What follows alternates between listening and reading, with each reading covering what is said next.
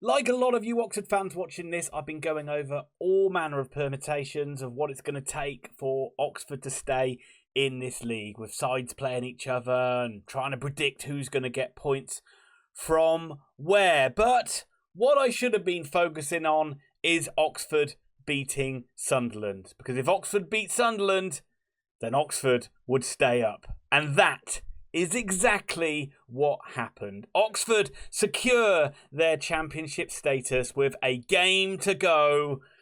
Get in there, you yellows. But welcome back to the channel on this fantastic end to the season for Oxford United as we live to fight another day in the Sky Bet Championship. At times, I don't know how we did it, but the players have done it. It produced a wonderful performance today and a wonderful result against the Sunderland side, who, let's be fair, have got bigger fish to fry in a few weeks. So I think we were all hoping an improved performance from Oxford United from what we saw on Easter Monday against Cardiff. We certainly got that. And we were probably hoping that Sunderland might still be in a bit of a relaxed mode, knowing that the playoffs are just a couple of weeks away. And we certainly got that as well. But what it all led to was Oxford getting a big win over the Black Cats. A precious win over the Black Cats. And it finished Oxford United 2, Sunderland 0. And Oxford thoroughly deserved the win as well. It's been a long time since I've seen Oxford play that well, certainly in the first half. And it's been a long time since Oxford have scored 2 goals in a game as well. So let's just run over what happened in the game. There weren't a huge amount of chances in this game for either side, but it was a really fast start from United, who came out of the traps on fire when for once played with a ton of intent, trying to force Sunderland into mistakes, trying to get that early goal, and they nearly got it. A Brannigan fierce strike from the edge of the box off the back of that wonder goal against Cardiff forced Patterson into a really good save. Actually, he tipped it over for a corner, but that was really the best chance of the game for either side up until the first goal went in. And the game really did calm down a little bit after the first 10 minutes or so. Sunderland started to have a bit more of the ball.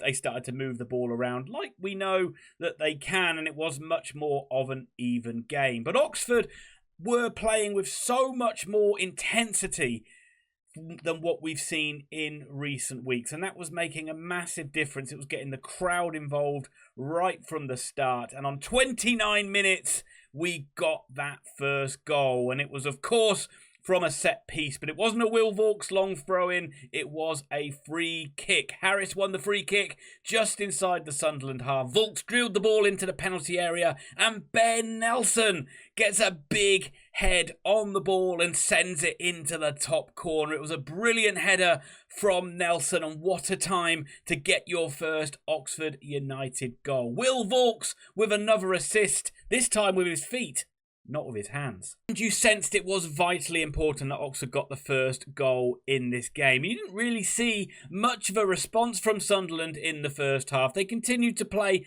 the ball around quite nicely, work the ball through the thirds really well, but it was just when they got into the final third, it was and we've said this a lot about opposition teams recently, poor crosses, poor shots, or, let's be fair, some good Oxford United defending kept them at bay, and they didn't test Jamie Cumming at all in the first half. So it was all going perfectly to plan for Oxford United, who led 1-0 at the break. And as I say again, they deserved it. The Yellows played with an intensity and a tenacity that we just haven't seen enough of in recent weeks. And you could already tell that those Oxford players had put in a heck of a shift just after 45 minutes. And Sunderland hadn't tested Jamie Cumming at all, and you could say there was just a little bit of rust of a lot of those players being back in the first team for a while, and maybe a little bit of complacency as well. But whatever it was, I was happy to see it. But I will repeat this again, that Oxford have been excellent in this first half and did deserve the lead. We were halfway to safety. And it was a perfect start to the second half for Oxford United as they doubled their lead. It was a good start once again from United after the break. But first and foremost, I've got to say, they were very lucky to win a free kick on the edge of the box. I thought Tyler Goodrum won a free kick when maybe he'd even fouled the Sunderland player. But whatever, the referee gave it to Oxford. It was a perfect range for Brannigan to just smash the ball low, which is what he did through the wall. Patterson could only parry it straight back out to the on-rushing Mikel Helik, who bundled the ball in. And Oxford don't score many goals, but we were 2-0 up. And the cup nearly runneth over on 51 minutes when Shemi Plaheta had a chance to kill this game off. Oxford won the ball back in midfield and Will Vaulks freed Plaheta, who got clean through on goal. He went for a low shot, which Patterson did really well to turn it behind. Annoyingly for Oxford, the referee didn't spot that and gave it as a goal kick, but it was a good save from the Sunderland keeper, but a really good chance for Shemi to put this one to bed. As expected, Oxford did sit deeper and deeper as this second half went on, and Sunderland had more and more of the ball. But once again, there weren't too many opportunities for Sunderland to score a goal in this game, but they did come very close on the hour mark as they hit the post. It was excellent approach play once again, and Lafy, who I thought was Sunderland's best player on the ball. Maybe you could make a case for Bellingham as well. Got space on the left-hand side, dinked the ball into the middle. Rigg made a great run, got a good head on it in the middle of the goal, but it cannoned straight back off the post, and Oxford cleared the danger to safety. You sensed that our luck might be in, but it was a reminder that this game wasn't over. And Sunderland did keep pushing with about 15 minutes to go, putting the pressure on United as Oxford couldn't really clear their lines as the ball just kept coming back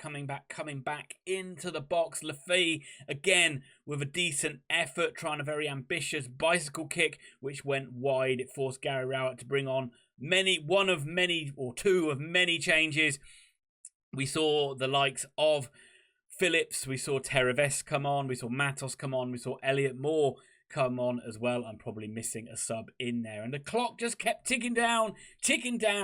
But you always sensed that if Sunderland got one back, even if it was in the 85th minute, 90th minute, it would have made it nervy. Even with 6 minutes of added on time, you still were nervous. But Sunderland did not get that goal. And Oxford were cheering and celebrating everything that went their way. Even players belting the ball down into the Sunderland half were getting rapturous round of applause from the Kassam Stadium faithful. And Oxford United got the job done.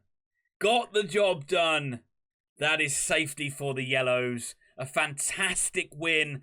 Wins in recent weeks over Sheffield United at home and against Sunderland at home shows that the Kassam Stadium has been a real fortress for United this season, has been the catalyst of where we've picked up the majority of our points. And Oxford will be playing Championship football next season. Let's just quickly run over the two teams then. And Sunderland, what can you say, Sunderland fans? What can you say, Black Cat fans? Your fans travelled in great number like you normally do, packed out the away end, and your side produced a pretty miserable performance. I think that's 4 defeats in a row now. Not the greatest run of form that you want going into the playoffs, but surely you can still shrug those games off as being a bit meaningless. And all that matters really is how you start the playoffs in a few weeks' time. But Labrie did bring a lot of first-team players back into the side. It was a very strong starting 11 from Sunderland. I'd like to know how close to the strongest starting 11 that would be. I know you've got a couple of players out injured. I know Isidore came in because the guy was out with concussion. But, you know, what a good player to bring in. But I know he's been out of form. But I did sense that the players maybe a little bit complacent, maybe a little bit rusty. You saw the players really played with a kind of carefree attitude where the result wasn't really that important to them, which is a bit weird. I know it sounds a bit weird to say, but I maybe felt that. Maybe it was a little bit pre-season for Sunderland, whereas Oxford played with that intensity as a must-win game, and that really played into our favour. And really, this game won't matter at all for you. I did feel that at times, in the second half, you played a better football. At times, I thought the balls forward were very aimless at times. A lot of long balls forward, which were quite easy to deal with. I know there was one where Isidore got in behind and Oxford shut the door on it. But generally, I thought with Sunderland playing long balls, that was playing into Oxford's hands a little bit. But when you did play the ball along the ground, Oxford were quite sitting in their low block and you did struggle to break us open. I thought Bellingham was pretty assured on the ball. I thought whenever he got the ball, he showed some touches of class. Maybe you want a little bit more from him in the final third. I thought Lefay or Lefy, I never know how to say that. I've heard it both ways. I'm sure you'll let me know down below. Looked really good on that left-hand side as well. He's got that little bit of magic that can create a chance out of nothing. But I would say you've probably got a little bit disappointed and a little bit wary about the way you've been playing in recent weeks. But I think that you can just maybe shave that bit of rust off some of those players. Go again against QPR next week. Maybe get a few more, get a little bit more of that rustiness out of the players' legs, so then you'll be fully ready to go for the start of the playoffs. But good luck, Black Cats fans, in those playoffs. I would love to see you back in the Premier League. I think you've been excellent this season as well. So good luck for those playoffs. Who would you like to play in the playoffs? And I'm already thinking what a great occasion a Sheffield United Sunderland final would be. But above all else, thank you very much for turning up and not being at your brilliant best. Because Oxford United needed that victory. And now let's talk about Oxford United. And I thought that's the best Oxford United have played for a long time. I think that's the best Oxford United have played maybe since we beat Blackburn 1-0. I thought that was a game where we played a good side in the Championship, went toe-to-toe with them, and we beat them. Today, I could say the same again. You can say whatever you like about Sunderland being a bit complacent and a bit on the beach, but I just thought that the work rate, the intensity, the attitude of the Oxford players was spot on today. It was 4 changes from Gary Rowett, some of them enforced from injury, but you saw Long, Lee, Rodriguez and Harris come back into the side, and all of those guys were absolutely immense. So Gary Rowett completely justified in his changes. I did think Lefy up against Long was a matchup that terrified me before the start of the game, but once again, Sam Long producing a magnificent performance for Oxford United. How many of those has he produced in really key games when we need Sam Long to stand up? He delivers. But he certainly wasn't the only one, as all the Oxford players, to a man, were fantastic. I really thought Mikel Helik was inspirational at the back with his defending. I thought he really set the tone early door with the way he dealt with a threat from Isidore. I thought he was strong. I thought he was commanding. And I thought he really deserved his goal. And what a signing he has been coming in January. One of the best signings Oxford have made in recent years. But one of the best signings Oxford have made in recent years has been Ruben Rodriguez, who is another player who seems to play his best in crunch games. When he's at his worst, you wonder how he ever would get into this Oxford side. When he's at his best, you can really see him making a difference in an Oxford United Championship side, because Rodriguez played with that bit between his teeth today. He was brave in possession, brave in the ball, really brought Harris into the game and brought others into the game as well today. And you know that he's a pretty good tackler, gets back, makes his challenges in and around the penalty area as well. Really good return to form for Ruben Rodriguez and Mark Harris as well. That's the best we've seen of Harris in a long time. Harris at his best last season under Buckingham was when his work rate was superb. He was harrying and hassling defenders, making those runs into the channels. Hold-up play was good, getting on little loose balls, little loose scraps, and bringing players into the game today. And that is what Mark Harris did. It's a shame no chances came his way, but I tell you, Mark Harris looked like a centre-forward today in the Championship. We haven't said that a lot about Sparky this season, but today he was superb. The usual suspects all played well. You know, Brannigan and Vaux have been magnificent for a number of weeks in there, and you expect that quality from those guys. I thought Greg Lee added a lot of attacking threat for Oxford down the left-hand side, gave us a good outball on that left-hand side and worked well with Tyler Goodrum on that left-hand side. And I thought Tyler Goodrum had his best game for Oxford in a long time. Looked busy, looked dangerous. That was another thing for Oxford United. When we were in possession of the football, we actually looked to do something with it. The players looked like they wanted to, as I say again, be brave and try to make something happen rather than just hitting aimless balls forward or just hitting a ball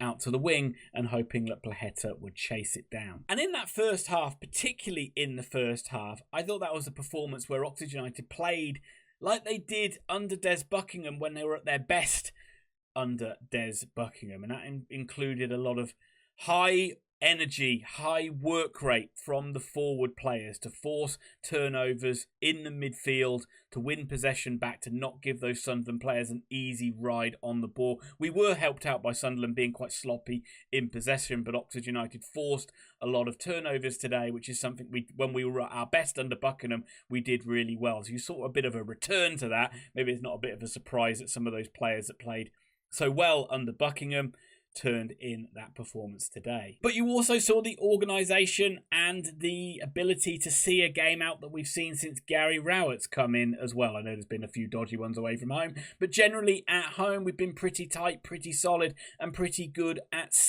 keeping clean sheets and seeing games out. And you certainly saw that from the boys in that final 35 minutes of the game where Oxford bunkered down and made themselves very, very hard to beat. And on Gary Rowett, look, I've been critical of him. The football's not been great at times, but to keep Oxford up from the position he took over in December, to keep Oxford up with a game to go is a magnificent achievement. Got to be one of the best achievements he's had with a squad of players, because that Oxford United squad is very limited with the quality that we've got at championship level. And to Gary Rowett to keep this side up, I think is a massive, massive feather in his cap. And I just wonder what that's going to mean moving forward.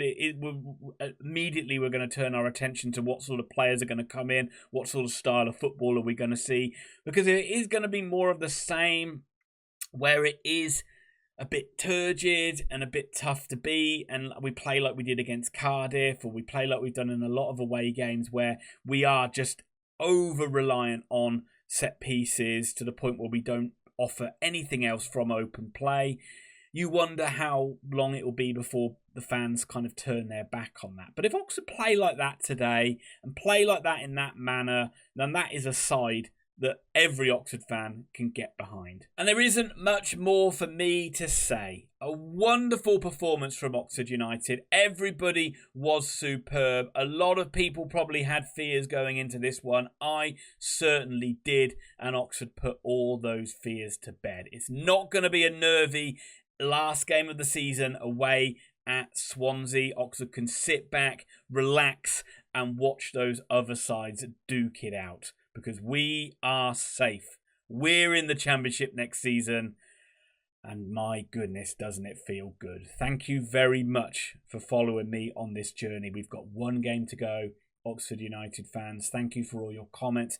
Thank you for all your support. Sunderland fans, please leave your comments down below as well. I'm sure there's stuff I missed talking about this game, but overall, the only thing you need to take away from it was Oxford needed to be brilliant today. Oxford were brilliant. Thanks for watching. Enjoy your weekend. I'll see you soon.